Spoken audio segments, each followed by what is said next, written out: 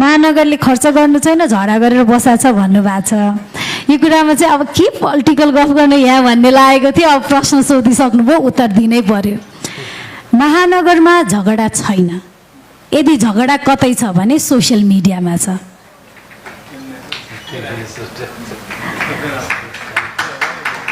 अब जबरजस्ती video editing गरेर झगडा पारिदिन्छ, कहाँको क्लिप्स लगाएर मिलाइदिन्छ भने त्यसमा मलाई भन्नु केही छैन। कताको फोटो एडिट गरेर झगडा भए जस्तो बनाइदिन्छ भने त्यसमा पनि भन्नु केही छैन। तर एज एन इन्स्टिट्युसन मैले I am very much committed to my people, I am very much committed to my institution.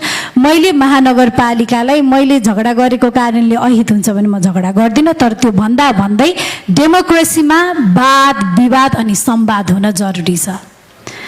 चित्त बुझ्छ, चित्त बुझ्दैन, सल्लाह गर्ने हो, संवाद गर्ने हो, निचोडमा ल्याउने हो र त्यसमा हरदम प्रयास गर्छु। र खर्चको कुरा पनि गरिहाल्नु भयो।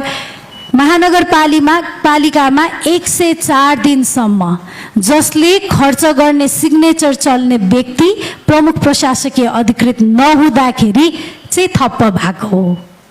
तर प्रमुख प्रशासकीय अधिकृतको अहिले उहाँले काम थालनी गर्नुभएसँगै त्यो दिन समस्या भएको दिन होइन, 104 दिन थप्प भएको समस्याको समाधान भएको दिन हो। अब त्यसलाई पनि मिडियाले कुन न्यारेसनमा लग्छ भन्ने कुरा फेरि त्यो मेरो काम भएन, हाम्रो मिडियाको काम भयो। म मेरो काममा चाहिँ वफादार छु। म एकदम अनेस्ट भएर लागेको छु। यहाँ प्रमुख हुनुहुन्छ, यहाँले मजाले बुझ्नु भएको छ। उपप्रमुखलाई खर्च गर्ने जिम्मेवारी छ कि छैन, खर्च गर्ने प्रश्न उपप्रमुखलाई सोध्नुहुन्छ कि हुँदैन यहाँलाई थाहा छ। 1 रुपियाँ साइन नचढ्ने मान्छेलाई खर्च किन भएन भनेर के सोध्नु है। हस्, धन्यवाद।